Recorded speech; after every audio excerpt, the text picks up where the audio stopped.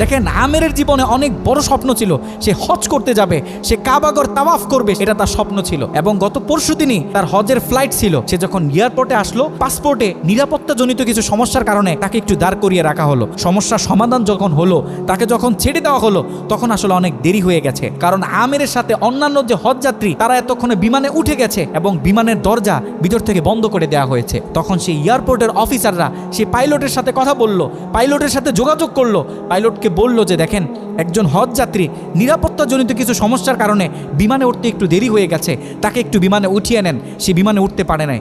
তখন পাইলট স্পষ্ট বলেছে যেই বিমানের দরজা একবার বন্ধ হয়ে গেছে সেই বিমানের দরজা দ্বিতীয়বার কারোর জন্য আর খোলা হবে না। একথা বলে পাইলট বিমানটা আকাশে ফ্লাই করলো।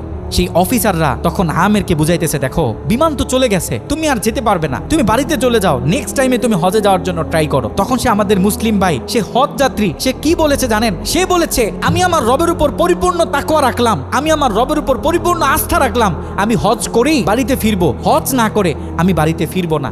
কথা বলে সে এয়ারপোর্টে দাঁড়িয়ে রইল। ঠিক কতক্ষণ পর সেই বিমান থেকে এয়ারপোর্টে মেসেজ করা হলো যে বিমানের ভিতরে যান্ত্রিক সমস্যা দেখা গিয়েছে, খুব ইমার্জেন্সি, বিমানটা সেই এয়ারপোর্টে ল্যান্ড করতে হবে। বিমানটা যখন এয়ারপোর্টে ল্যান্ড করা হলো, যান্ত্রিক যে ত্রুটি, এই ত্রুটিগুলো যখন সমস্যার সমাধান করা হচ্ছে, তখন সেই অফিসাররা সেই পাইলটের সাথে কথা বলেছে যে দেখেন কোনোভাবে এই যাত্রীটা একটু নেওয়া যায় কিনা, সে তো হজ করার উদ্দেশ্যে বাড়ি থেকে বের হয়েছে, সে তো বাড়িতে যেতে চাচ্ছে না, হজ না করে তাকে একটু নিয়ে নেন।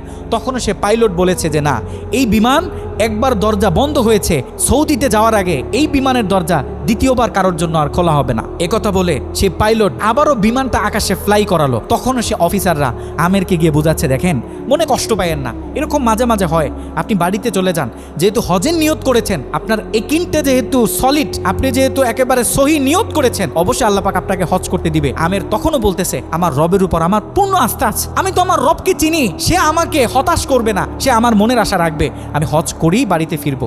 এ কথা যখন বলতেছে, এর ঠিক কিছুক্ষণ পরে আবারও সেই বিমান এয়ারপোর্টে মেসেজ করলো যে বিমানের ভিতরে এখন আগের চেয়ে বেশি কিছু যান্ত্রিক ত্রুটি দেখা গিয়েছে, বিমানটা আকাশে ফ্লাই করতেছে না, বিমানটা এমার্জেন্সি, আবার এয়ারপোর্টে ল্যান্ড করতে হবে।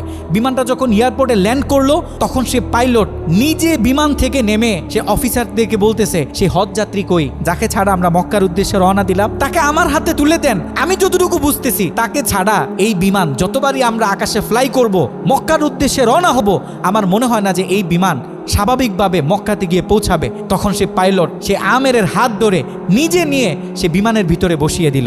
দেখেন আল্লাহ পাক তো স্পষ্ট বলতেছে ওয়ামাই ইয়াতাওয়াক্কাল আলাল্লাহি ফাহুয়া হাসবুহ, যে আমি আল্লাহর উপর তাওয়াক্কুল করবে তার জন্য আমি যথেষ্ট, পৃথিবীর কাউকে তার দরকার হবে না। আল্লাহ পাক আপনাকে বলতেছে, আল্লাহ পাক আপনাকেই বলতেছে যখন আপনি বিপদে পড়বেন, যখন কোনো বালা মুসিবতে পড়বেন, আল্লাহর উপর তাওয়াক্কুল করেন। আল্লাহ পাক বলে whatever you have spent for Allah, Allah is yours increase well. যখন আপনি আল্লাহর উপর সম্পূর্ণ তাকওয়া করবেন, যা কিছু হয়ে যাক, যত বড় বিপদ হোক, যখন আপনি আল্লাহর উপর তাওয়াক্কুল করবেন, তখন আল্লাহ পাকের পক্ষ থেকে আপনার উপর যে বারাকা, যে ব্লেসিংগুলো আছে, এগুলো তখন আল্লাহ পাক বাড়িয়ে দিবে। আল্লাহ পাক পবিত্র কোরআনুল কারিমে অন্য আরেকটা আয়াতে বলে, বান্দা জীবনে অনেক গুনাহ করছো, জীবনে অনেক বিপদ আসবে, অনেক বালা মুসিবত আসবে, খবরদার বিপদের শেষ প্রান্তে গিয়েও যখন দাঁড়াবে, লা তাকনাতু মির রাহমাতিল্লাহ, খবরদার কখনো তুমি আমার রহমত থেকে নৈরাশ হবে না। এ কারণে আমাদের জীবনে অনেক বালা মুসিবত আসবে, আপস এন্ড ডাউন জীবনে থাকবে, সব সময় যেন আমরা আল্লাহর উপর তাওয়াক্কুল করি।